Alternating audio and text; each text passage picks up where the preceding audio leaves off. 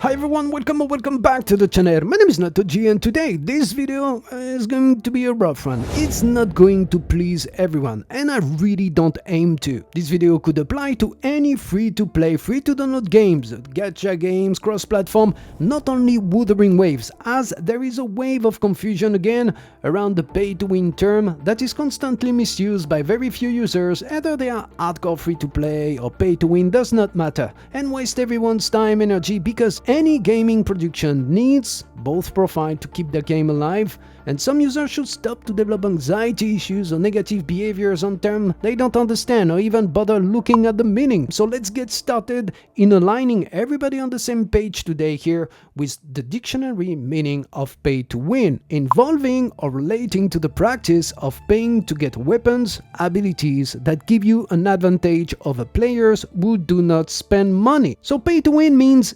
anyone who spend money. And as you can see, there is no PvP restriction to it. The pay to win, winning aspect has nothing to do to categorize pay to win. It's for all game genre. And furthermore, it does not mention any time that pay to win are forced by the game to spend money to progress. And by the way, it could have been called pay to progress. That was a suggested term early on, but P2P was already taken in the books. So now that we've cleared this out of the way to avoid any user coming, with their own meaning and narratives around that term, here is the standard identification used by all companies since over a decade now, and those are the three main types of spenders. Number one, minnows. Those are doing occasional small purchases package, and back in the meeting room they are called the pay to support players. They are indeed not looking to spend any element of their hobby budget on games, just show off their support. In average, they represent 90% of the spending population and 10% of the revenues. Number two, dolphins, who are considered as moderate spender on the regular in-app purchases. They account for 8% average of the spending population and represent about 30% of revenues. And number three, of course, the whales, who spend big time and often in representing about 1 to 2% of the spending population only, but bringing up to 65% of revenues. So please note that the way gaming companies profile their spenders is not based on the universal spending value. No, it's based on their own total revenues. So some companies who have low population and revenues, for example, will consider their whales as someone spending about $200 per month, while other AAA companies will consider those only in the thousands of dollars spent in the same time frame, in the same data range. Now, if we take all of those three spender profiles together, please do understand they account only for a maximum of 5% of the player database. Yes, but 95% average population of mobile games are free to play. They don't want to spend their hobby budget money on gaming, or simply they can't, and it is respectable. Now some are going to say, oh, but wait, we don't care if they represent 95% of the entire player base because they bring no money. It's wrong. There are several ways mobile companies now are leveraging offline and online stream of revenues, either by your data from free-to-play players. But to give you a shortcut, one of the biggest revenue is venture capitalism. So I will use the acronym VC, and it's all about fundings. So every mobile company nowadays either use an external VC or have an internal VC unit who are perpetually looking for investors. And we are speaking in billions of dollars per year overall.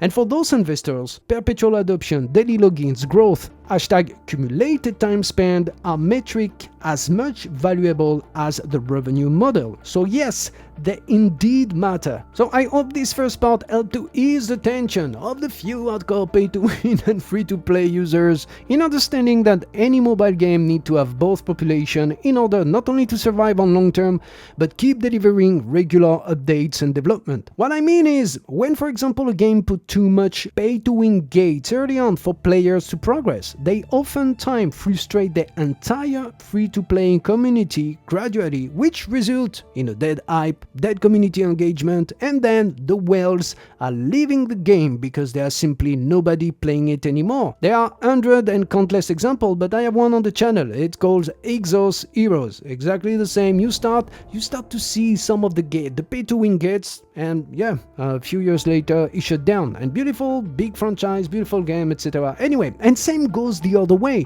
If a company frustrates its pay to win, the whale, the big spender players in the game, it always results in the game shutting down gradually, as the free-to-play community will be left with a product that cannot add up features or keep developing the content for their interest because there is no more money. So there are literally hundreds of fact check scenarios you can find out there per year. So morality, be kind with each other, because both of you are needed and not as valuables for any game companies nowadays who understood they need a healthy balance to keep providing best experience to their audience on the long term. And most importantly, they need your feedbacks. They need your constructive criticism to keep balancing the game, and be aware when the walls start to get too high to be climbed. So you cannot change people.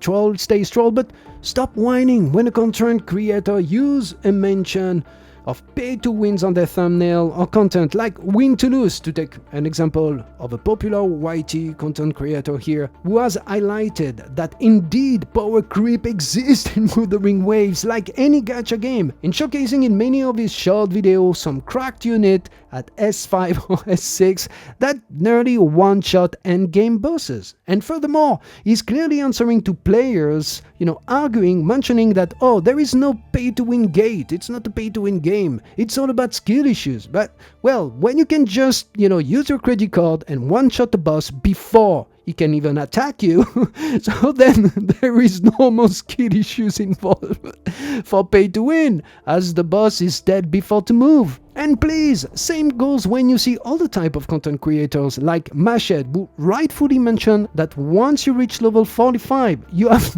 nothing left to do that dailies and repetitive boredom. And you have a horde of angry users coming over, oh, there is still the exploration and nothing else, because wave plates and resources acquisition are a true issue in this game. And that's a fact. And that's personally where I'm at. Once again, Wuthering Waves, fantastic game, absolutely loved it. But right now I'm level 47, and since my last video progression 35 to 40, nothing has changed. I cleared all the content, there is not much to do, and from hours of grind, of course, I went down to just few minutes, I cleared the daily, and that's it. And at last, on small YouTubers channel like me, when I use pay to win and question mark in the title, or the old update for a unique like Jincy, who has by fact a huge boost of a core mechanic incandescency that is clearly gated only behind getting copies. You cannot get free stacks from inherent skill, nothing, no, it's just on getting copies. And this not only drastically improved her damage, but it changed the entire playstyle, as you don't have to swap that much with other units to get your stacks.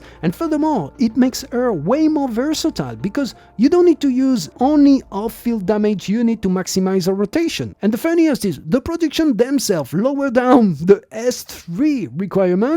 Before it was 40 stacks for free on S2 and 12 stacks for free on S3, and they just melted into 50 stack on S2. That tells you they know this was a little whale bait, a little conversion tactic, because yes, trying getting 3 copies total, even in putting, on a banner and weapon to get the core rolls, it remained a tough choice for F2P, assuming you are lucky enough and not in going through 3 times the PD system. And still, there is a huge common factor for those users who are whining, on other users or content creators, whatever.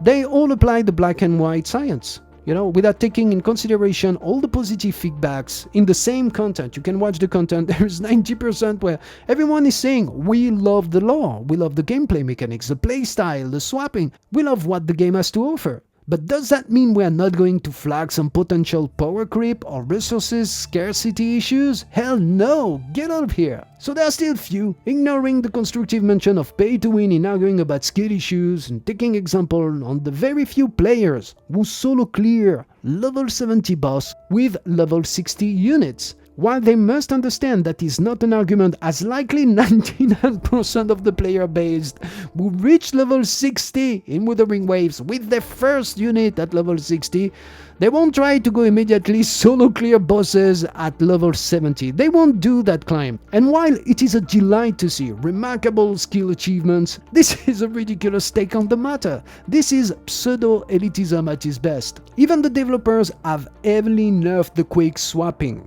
Not speaking about casual, swap cancel, intro here, no.